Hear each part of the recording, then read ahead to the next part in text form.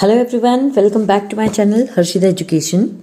So today in this video we are going to see our unit 2, and unit 2 we are going to see the explanation of poem Bird Talk from class 3rd English Mary Goldberg. Okay, so before starting the poem, let us know about this poem. Do you think birds find people funny. ये जो poem है इसमें आपको ये बताया जा रहा है कि जो बर्ड्स हैं उनको जो लोग हैं, पीपल मतलब जो लोग हैं वो फ़नी लगते हैं, वो हम इस पोएम में देखेंगे।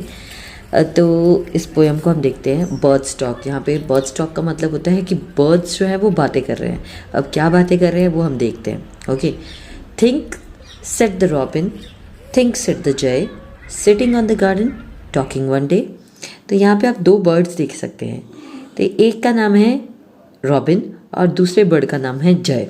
ठीक है, तो जो रॉबिन है वो बोल रहा है कि ज़रा सोचो रॉबिन, मतलब ज़रा सोचो जय। इस तरह से दोनों एक दूसरे को बोल रहे हैं। और कहाँ पे बैठे हैं दोनों के दोनों? Sitting in the garden. कहाँ बैठे हैं? गार्डन में बैठे हैं, एक पेड़ के ऊपर। टॉकिंग वन डे, गार्डन में बैठे हैं और एक दिन वो लोग बातें कर रहे हैं। Think about people, the way they grow, they don't have feathers at all, you know. तो दोनों एक दूसरे से बैठ के बातें कर रहे हैं। और किसके बारे में बातें कर रहे हैं पता है? पीपल, यानी हम लोगों के बारे में बातें कर रहे हैं।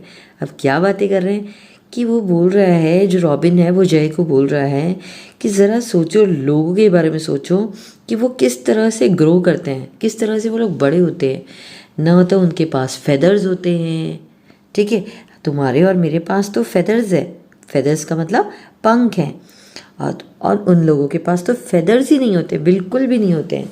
ठीक है, दे डोंट ईट बीटल्स, और वो लोग बीटल्स भी नहीं खाते हैं। जिस तरह से जो बर्ड्स हैं उन लोगों का खाना अलग अलग होता है। कुछ बर्ड्स ग्रेन खाते हैं, कुछ बर्ड्स बीटल्स खाते हैं, वर्म्स खाते हैं। तो यहाँ पे ये दोनों बर्ड्स बोल रहे हैं कि ह्यूमन जो है, पीपल जो होते हैं, ये तो बीटल्स भी नहीं खाते हैं। दे डोंट ग्रो विंग्स, उनके पंख भी नहीं होते हैं। दे डोंट लाइक सिटिंग, और उनको इस तरह से बैठना, कहाँ पर बैठना? ऑन वायर्स एंड थिंग्स, उनको वायर्स और चीज़ों पे बैठना पसंद नहीं है। ठीक है, think said the robin, think said the jay, aren't people funny to be that way. तो दोनों एक दूसरे से बात कर रहे हैं कि जो लोग हैं ना तो उनको बीटल खाना पसंद है, ना उनके विंग्स होते हैं, उनको वायर्स पे बैठना पसंद नहीं है, उनके फेदर्स नहीं होते हैं। तो ज़रा सोचो कि ये जो लोग हैं ये कितने फ़नी होते हैं। ठीक है, ये दोनों के दोनों बर्ड्स मिलके पीपल यानी हम लोगों के बारे में इस तरह से बातें कर रहे हैं। Okay, so here we have completed the poem, and this poem is written by Ellen Fisher. The poet is Ellen Fisher. Okay, and we have seen all the difficult words. Like यहाँ पे अगर आप देखो तो garden is a place जहाँ पे लोग घूमने जाते हैं। ठीक है, एंड दूसरा वर्ड जो आपके लिए हो सकता है डिफ़िकल्ट, दैट इज़ फेदर्स। तो फेदर्स का मतलब होता है पंख। ओके, इसी तरह से अगर हम थर्ड स्टांजा देखें, यहाँ पे लिखा है बीटल्स। तो बीटल्स एक तरह का कीड़ा आता है। ठीक है, नेक्स्ट इज विंग्स, विंग्स का मतलब अगेन पंख हो गए। वायर्स जिसको हम बोल सकते हैं तार, आपने अक्सर देखा होगा कि जो बर्ड्स होते हैं वो वायर्स पे बैठ जाते हैं। ओके, तो here we have completed the explanation part. Now let us see some rhyming words. Rhyming words में आपको काफ़ी बार बता चुकी हूँ कि जहाँ पे मिलते जुलते वर्ड्स है, जो साउंड है वो सेम सुनाई देता है। So in the first stanza you can see here jay day. Okay, jay day. Next you can see grow no.